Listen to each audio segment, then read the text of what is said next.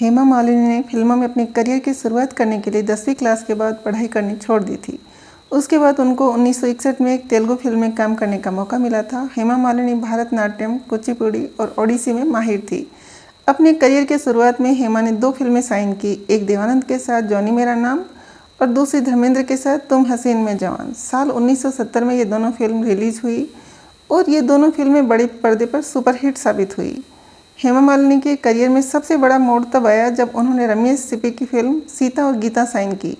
यह फिल्म उनके cinema career के लिए मील का पत्थर साबित हुई। उन्हें इस फिल्म में दमदार अभिनय के लिए सर्वश्रेष्ठ अभिनेत्री के लिए 1971 में फिल्म फेयर पुरस्कार से भी सम्मानित किया गया। सीता और गीता ही वो फिल्म है जिसकी शूटिंग के दौरान धर्मेंद्र और हेमा मालिनी एक दूसरे के नज़दीक आए और दोनों का प्यार परवान चढ़ा हुआ था। हेमा मालिनी और धर्मेंद्र की नज़दीकियों की खबरें हेमा के पिता VSR चक्रवर्ती को बेहद परेशान करने लगी। हेमा के लिए धर्मेंद्र से दूर रहना मुश्किल ही नहीं, नामुमकिन सा हो गया था। ये वो समय था जब वह शादीशुदा और 4 बच्चों के पिता धर्मेंद्र के साथ हेमा के अफेयर की खबरों को लेकर हेमा का परिवार बेहद दबाव और तनाव में था। जितेंद्र और हेमा मालिनी की शादी की बात चल ही रही थी कि अचानक हेमा के घर टेलीफोन की घंटी बज उठी। फ़ोन था मुंबई से धर्मेंद्र का, जिन्हें चेन्नई में हेमा और जितेंद्र के परिवार की इस मुलाकात की खबर लग चुकी थी।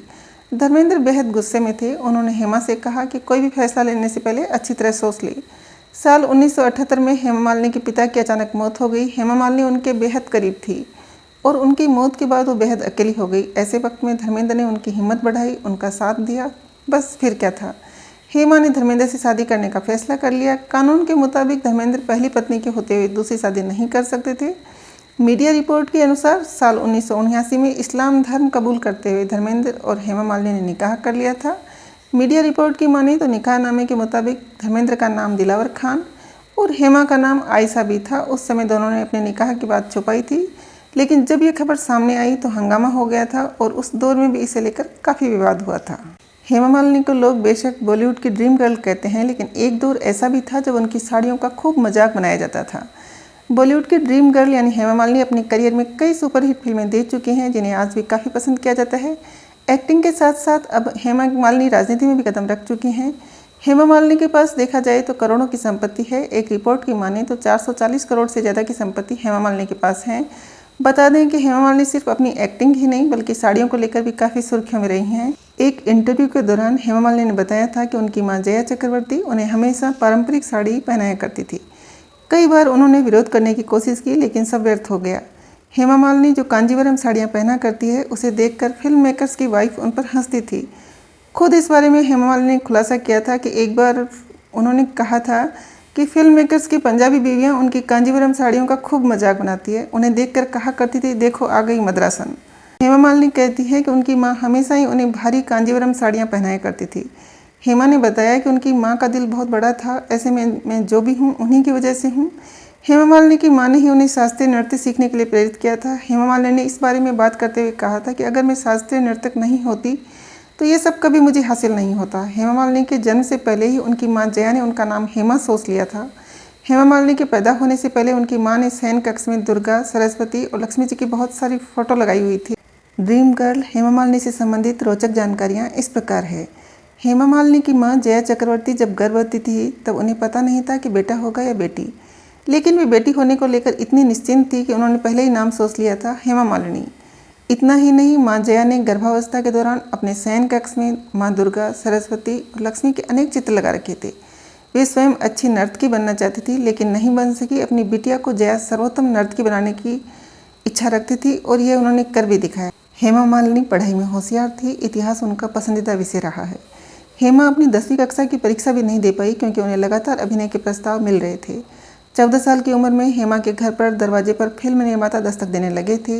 निर्माता निर्देशक श्रीधर ने फोटो सेशन के लिए हेमा को साड़ी पहनाई। साड़ी इसलिए कि वो अपनी उम्र से बड़ी दिखाई दे सके। हिंदी फिल्मों में हेमा मालिनी को पहला अवसर सपनों का सौदागर 1968 में मिला। हेमा के हीरो शौमेन राज कपूर थे, जो उम्र के मामले में हेमा से बहुत बड़े थे। राज कपूर ने तब कहा था, एक दिन यह लड़की सिनेमा की बहुत बड़ी स्टार बनेगी। राज साहब की भविष्यवाणी को हेमा ने सच कर दिखाया। 1970 में रिलीज हुई जॉनी मेरा नाम से हेमा मालिनी को गंभीरता से लिया जाने लगा। ये फिल्म बॉक्स ऑफिस पर सुपरहिट साबित हुई।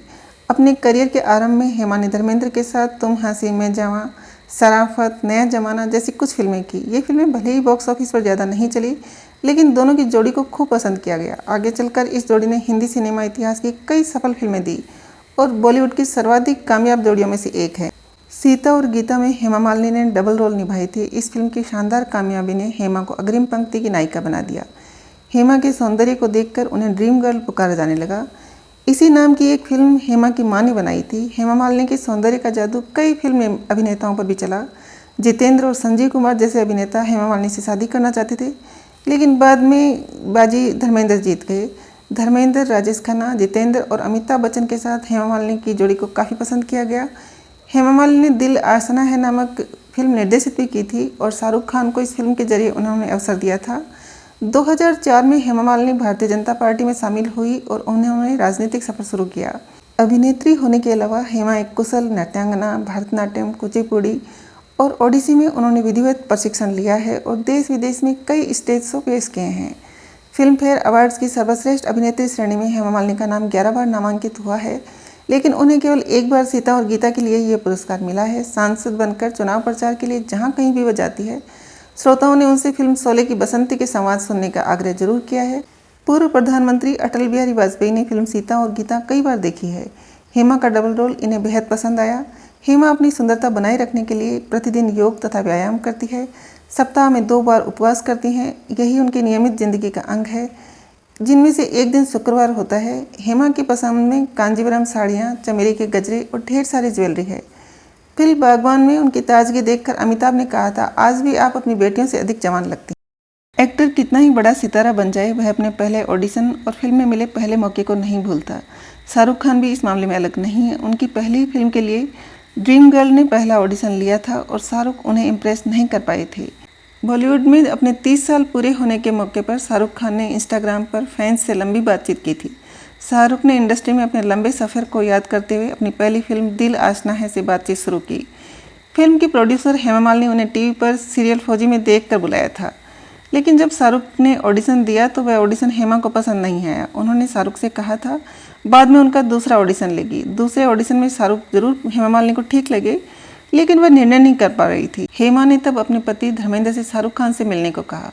असल में यही वह मुलाकात थी जिसने शाहरुख के लिए फिल्म इंडस्ट्री के दरवाजे खोल दिए। धर्मेंद्र ने शाहरुख को देखते ही पसंद कर लिया और हेमा से कहा कि इस लड़के को फिल्म में ले लो। हालांकि हेमा ने कहा था कि शाहरुख को पहली बार दिल आशना है में देखकर मुझे कभी नहीं लगा कि एक दिन सुपरस्टार बन सकते हैं। हालांकि ये मजाक में कहती है कि मुझे ऑडिशन लेते समय शाहरुख की नाक बहुत पसंद आई थी, इसलिए मैंने ऑडिशन का दूसरा चांस दिया। गौरतलब है शाहरुख के द्वारा साइन की गई यह पहली फिल्म थी, लेकिन कुछ कारणों से फिल्म की रिलीजिंग में लेट होने के कारण शाहरुख की पहली फिल्म दीवाना पर्दे पर आई और दोनों ही फिल्मों में उनकी हीरोइन दिव्या भारती ही थी। शाहरुख अपने करियर पर जब भी बात करते हैं तो पहला मौका देने के लिए हेमा मालिनी को बहुत सम्मान से याद करते हैं और वे कहते हैं कितने ही लोगों को ड्रीम गर्ल के कारण अपनी पहली फिल्म मिली होगी। मैं भाग्यशाली हूँ, मुझे हेमा जी ने मेरी पहली फिल्म करने का चांस दिया था।